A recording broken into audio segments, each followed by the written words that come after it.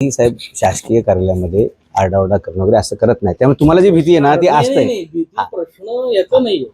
नाही काही वेळेस येतात आमच्यावर अलिगेशन करतात त्याची आम्हाला सवय आहे. Recording is not good according to me. माझं असं म्हणणं आहे, बाकी काही नाही. कसं आहे, गुड आणि बॅड असा विषय नाहीये. आम्ही जे विद्यार्थ्यांसाठी काम करतो काय नवीन पॉईंट आहे, उद्या प्रत्येक जण येणार आणि आमचं रेकॉर्डिंग करत बसणार. बरोबर साहेब. पॉईंट, मी एका पक्षाचा अध्यक्ष आहे, तुम्ही एका पदावरती आहात, हे सगळं ऑफिशियल आहे. ठीक आहे. तर मी आता डॉक्टर रुपेश राऊत यांच्याकडे सहसंचालक उच्च शिक्षण, आणि गेल्या वेळी साहेब मी आलो होतो, एक व्हिडिओ काढला होता, एक माहिती पत्रक पण दिलं. मुंबई विद्यापीठामध्ये जे 23 अधिकारी नेमलेले आहेत वेगवेगळ्या पदावरती, ती यादी द्या मला, सहसचिव वगैरे सगळे यादी द्या. तर त्या 23 पैकी 20 जे अधिकारी नेमलेले ते सगळे अपात्र आहेत, आणि त्या संदर्भामध्ये विधिमंडळामध्ये सुद्धा चर्चा झाली. त्याच्यावर 2 वेळा समित्या नेमल्या गेल्या. त्या समित्यांचा अहवाल अजून काही प्रकट होत नाहीये. म्हणजे तो जर समिती नेमलेली आहे तर तो अहवाल जनतेपुढे आला पाहिजे. आणि विशेष म्हणजे या सर्व अपात्र लोकांचा पगार शासनाच्या तिजोरीतून जातोय. आणि दुर्दैवाची आणखी पुढची गोष्ट म्हणजे विद्यार्थ्यांच्या ज्या विकासासाठी जो फंड आहे त्या फंडातून हे पैसे खर्च केले जात आहेत. तर मुंबई विद्यापीठाला एवढ्या सगळ्या महाराष्ट्रभरातून पात्र लोक कसे मिळत नाहीत, आणि या अपात्र लोकांसाठीच हा आग्रह का आहे, या संदर्भात आम्ही जो काही व्हिडिओ काढला होता त्याच्यानंतर शासनाने 2 समित्या नेमलेल्या आहेत. हे सगळं प्रकरण पुढे गेल्यानंतर अजूनही ह्यातले काही लोक ड्युटीवरती आहेत. मी तुम्हाला नावं वाचून दाखवतो. सुरुवातीची 2 नावं फक्त ही शासनाला मान्य येतं. एक श्रीमती सविता राऊत हे मान्य आहे, विकास डावरे हे मान्य आहेत.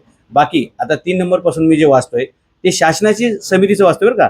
शासनाने दिलेल्या अहवालात हे मान्य नाही असं म्हटले, म्हणजे मी मान्य अमान्य करणार किंवा तुम्ही असं नाही, शासनाची समिती म्हणते.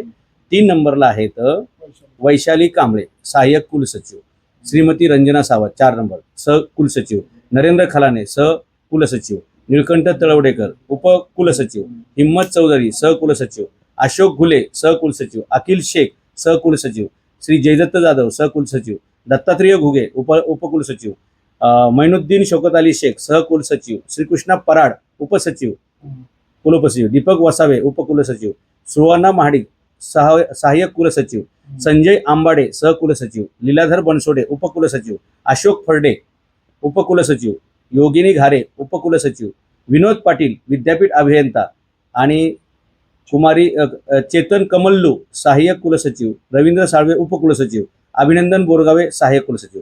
साहेब, असे 23 पैकी जवळपास 21 अधिकारी म्हणतो, एवढ्या उच्च दर्जाचे पदाधिकारी जर बोगस म्हणजे पात्रता नसलेले नियुक्त केले असतील तर हे अपात्र लोक एवढ्या वर्षी काय करतायत, आणि शासनाचा आणि विद्यार्थ्यांच्या हिताचा पैसा यांच्यावर का खर्च केला जातोय, असा आपल्या चर्चेचा विषय आहे. आणि शासनाने 2 वेळा ज्या समित्या नेमल्या त्याची चौकशी झालेली, तो अहवाल सार्वजनिक करून यांची बरखास्ती कधी, आणि यांच्या जागी प्राप्त म्हणजे अर्हता प्राप्त डिग्री होल्डर्स, निकषाची पूर्तता करणारे, पात्रता करणारे असे लोक कधी नेमणार. कारण मुंबई विद्यापीठाचं जर नाव लौकिक व्हावं असं आपल्याला वाटत असेल तर त्या ठिकाणी तसे सक्षम, लायक आणि योग्य होतकरू माणसं नेमली गेली पाहिजेत असं मला वाटतं. हाच आजच्या आपल्या चर्चेचा विषय आहे. आता तुम्ही तुमचं मत मांडू शकता की तो अहवाल का अजून आलेला नाही, आणि पुढे ह्या लोकांचं स्टॅम्पिंग झालंय का, ह्यांना अजूनही सेवेत का ठेवलंय, आणि नवीन लोकांची भरती कधी होणार आहे, जे पात्र असतील अशा लोकांची. स्टॅम्पिंग किती लोकांना झाले सर? 22 पैकी, आता 21-22 पैकी सांगा बरं आकडा मला. आणि लवकरात लवकर आपण कारवाई करून योग्य माणसं नेमा, जेणेकरून विद्यार्थ्यांसाठी ते चांगलं होईल. गणेश पाटील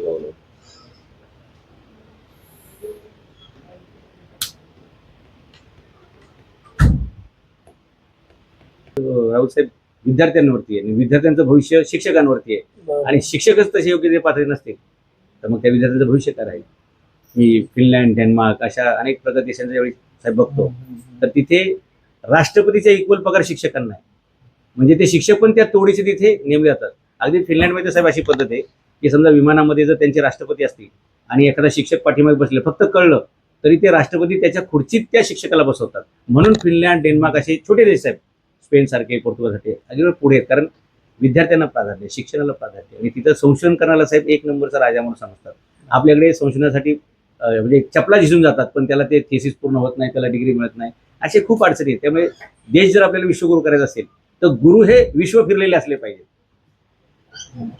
आणि पात्रताधारक पाहिजे. आणि आपल्याकडे टॅलेंटवाले कितीतरी लोक शिक्षक पात्रताधारकच असतात साहेब. शासनाचा अहवाल सांगतोय ना हे की नाही शिक्षक आहेत, हे जे मोठे पद आहेत ना, शिक्षकांचं म्हणतात. हा शिक्षक त्यांच्यासाठी आहे ना साहेब, टीईटी आहे, तुमचं MA आहे, BEd आहे, DEd आहे, नेट आहे, सेट आहे, म्हणजे एवढ्या परीक्षा ठेवल्यात. यातली एक जरी परीक्षा पुढाऱ्यांसाठी ठेवली असती तरी आणखी खूप बदल झाला असता, पण तो आपल्या चित्रचा विषय नाही. पण कसं आहे, कुलसचिव, सहाय्यक कुलसचिव एवढ्या मोठ्या पदावरची लोक जर पत्र असतील तर खाली काय पाजरणार आहे, गुणवत्ता नाही ना येणार ती. असं आहे. हा किती लोकांचं स्टॅम्पिंग झालं, आपण किती जणांचं स्टॅम्पिंग केलंय त्या ह्याच्यातल्या ARDR वालं? 10 लोक 10 जणांचं नाव. ते जे 10 लोक तुम्ही म्हणता स्टॅम्पिंग झाले म्हणजे त्यांना पात्र केले असं तुम्हाला म्हणायचे, तर ते कुठल्या निकषातून ते प्राप्त झाले आणि मग शासनाने जो अहवाल तयार केलाय तो चुकीचा आहे का, असा प्रश्न तयार होतो. जर त्यांचे स्टॅम्पिंग झाले तर ते पात्र आहेत आणि जर शासनाची समिती म्हणते अपात्र आहे, तर नक्की पात्र अपात्रतेचा आपण निष्कर्ष कसा काढला आणि तो निकाल कसा लागला. ते 10 लोक कोण आहेत मला सांगता येईल? नावं आहेत माहिती तुम्हाला? नाव सांगता येईल? त्याच्या तिकडे असतील.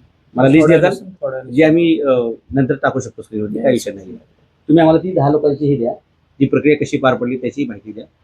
समितीचे जुने हवा. आणि 2 समित्या जे बनवल्या होत्या त्या समित्यांनी नक्की फायंडिंग्स काय, त्यांचे निष्कर्ष काय आहेत, कोणाचे कोणती कागदपत्र अपात्र आहेत आणि कशा प्रकारे ते इनव्हॅलिड आहेत, ह्याचे सुद्धा मला 1-2 दिवसात तुम्ही दिलं तर उत्तम. पगार शासन आणि ज्यांचं स्टॅम्पिंग केले किंवा ज्यांना आपण पात्र असं म्हटलेलं आहे त्यांचा पगार शासनाच्या तिजोरीतून जातोय का विद्यार्थ्यांच्या उत्कर्षाच्या फंडातून जातोय, कारण विद्यार्थ्यांचा फंड विद्यार्थ्यांच्या हितासाठी वापरला पाहिजे. तर नक्की त्यांचा पगार कुठून होतोय, या 10 लोकांचं तुम्ही जे म्हणताय पात्र करून घेतले त्यांना, म्हणजे करून घेतले असंच म्हणावं लागेल. ठीक आहे. 10 लोकांची ती नावं आम्हाला द्या. नावं आम्ही देऊ आता, हा. डिटेल नंतर देऊ. हो. चालेल. ओके.